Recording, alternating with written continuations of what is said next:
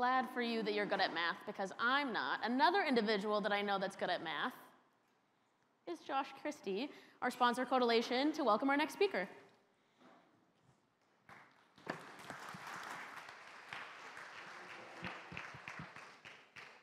Good morning, everyone. All right. I have the pleasure to introduce a couple good friends of mine. My name is Josh Christie. I'm the founder of Codilation.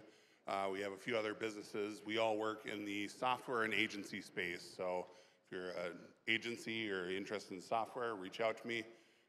And I moonlight as a District 27 representative about 2 miles that way, the most glorious district in the state.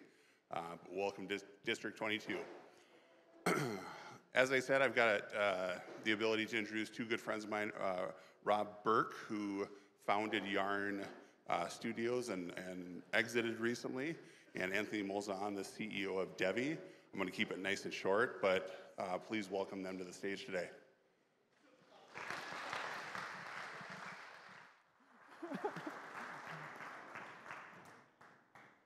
Cool. Are we live? Hello, hello. Okay. So Tom went with a worldview, talked about trees. I'm not going to give you lessons from Taekwondo and Songam, but it doesn't mean Pai Trina Rock, and I identify as a dandelion. So that's me. I'm Anthony, CEO of Devi, and you are?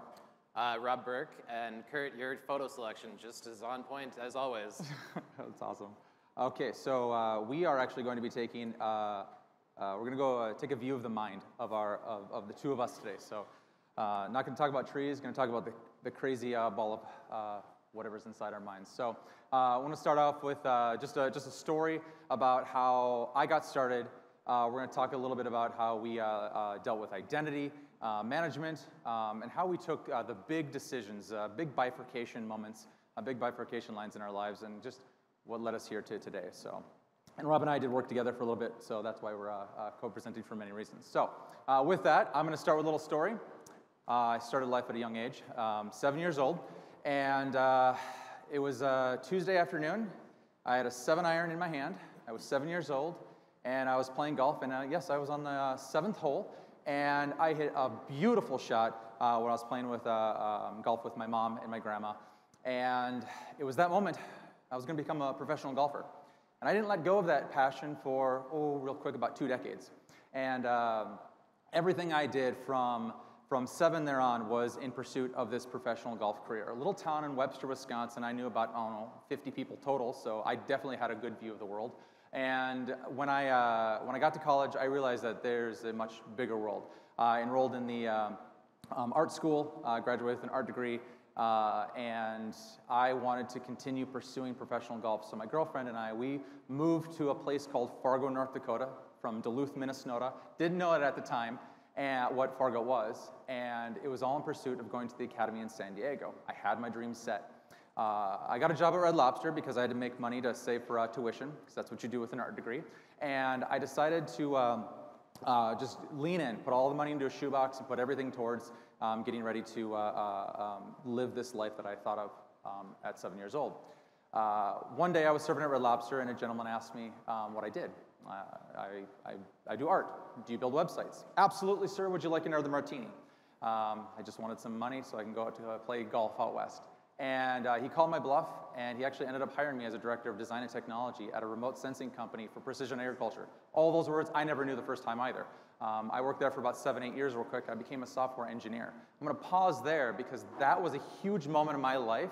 At that moment, that night, on a Friday night in Red Lobster, someone asked me, do you want to change your whole life? Well, you know what? I've been thinking about this for 2 decades, and yeah, maybe I will give up golf and pursue making more than the money I can put into a shoebox. So with that, I'll pass off that identity moment, because I'll come back to it. Rob, have you ever had dealing with a big bifurcation, big identity crisis? Yeah, the way that I would put it is making a hard choice, right? So for me, the one that I want to talk about is choosing to sell my company a couple years ago. So I built my company for 7 years, put my blood, sweat, and tears into it. A lot more blood than you would expect. So much blood. Yeah, a lot of blood on production sets. But anyways, so I built that for 7 years, and if I expand, I was really in this industry for 15 years. I started it right out of high school, And I think it's normal to, when you work so long and hard and you spend so much time on something, to put your identity and your self-worth into that and tie it to it, correct? I think as business owners, as executives, we can all feel that in some way or form.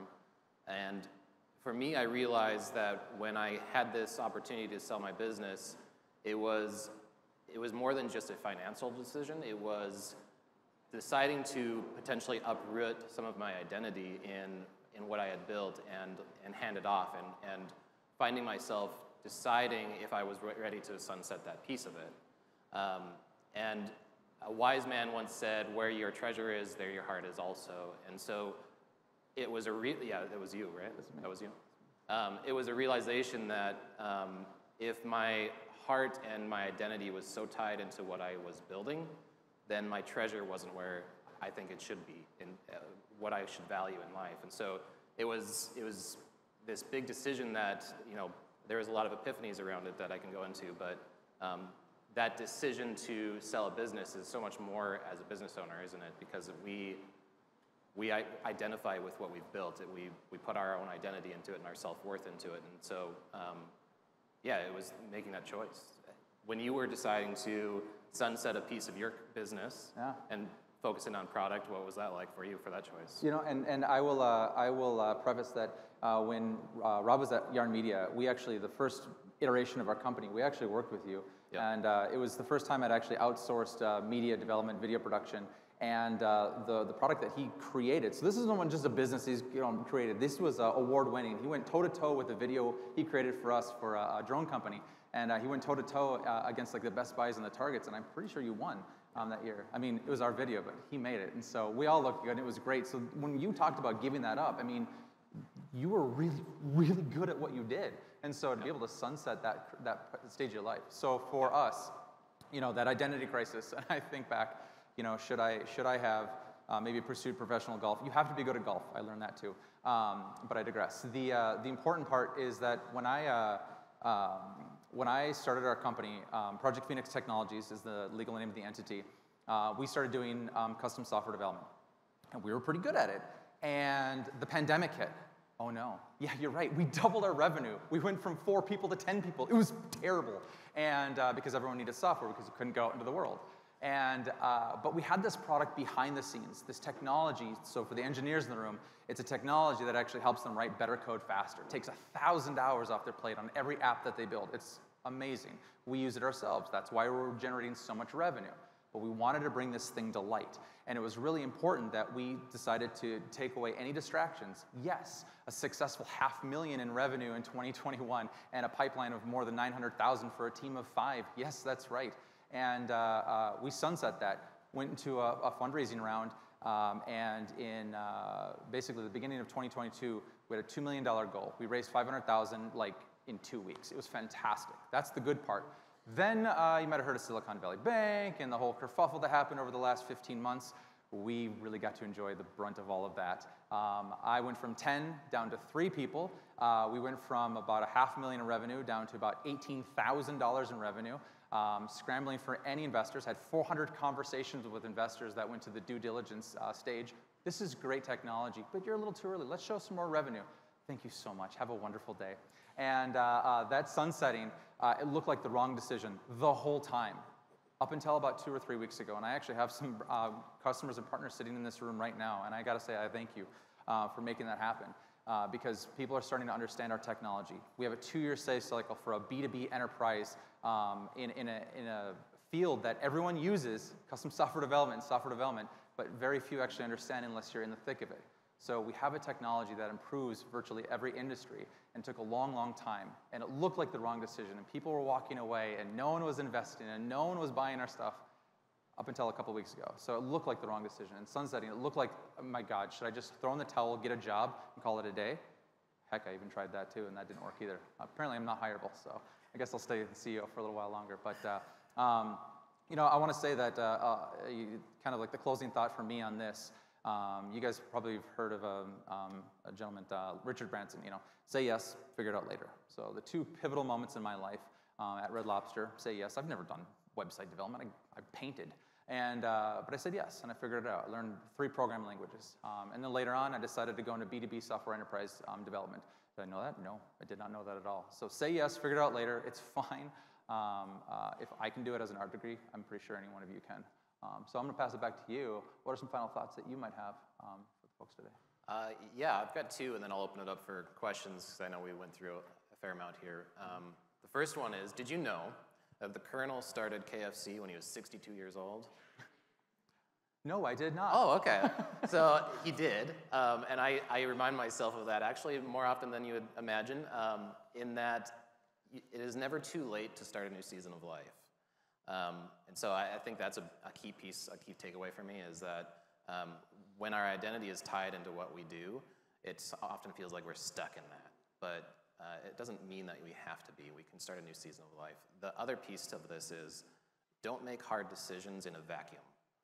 When I was choosing to sell a business, I sought out those that had sold businesses before. I asked for advice from business leaders that I respected. And I also asked for advice from people that I respected that was just doing life well, to ask what was important for them. And so key takeaway for me that I want to give to you guys is, whenever you're making hard choices, circle the wagons with your leadership team, or if you're on your own, seek out advice and mentorship from others. But yeah, that's what we've got to say. Questions? We're going to open this up to more floor discussion if we've got time. Do we have time? We've got 20 seconds. You have 20 seconds. So 6 or 7 questions only. Okay, cool. Actually, we'll say, just to keep it kind of, because I think Tom went a couple minutes over, so just to kind of recap, big takeaways, and this literally saved my career, my job, my company, is that I actually reached out to those who had dealt with this before. Nothing was coming in, and I chose to step away from that vacuum, and I'm here today, thankfully, because of that. So say yes, figure it out, and honestly, who cares if you think it's a bad decision there? If you feel it's right, if other people say it's a wrong decision, them. It's the right decision. If you believe it's the right decision, no one's going to tell you otherwise. So, yeah. Should we be done now? Sure. Okay, we're done. Thanks.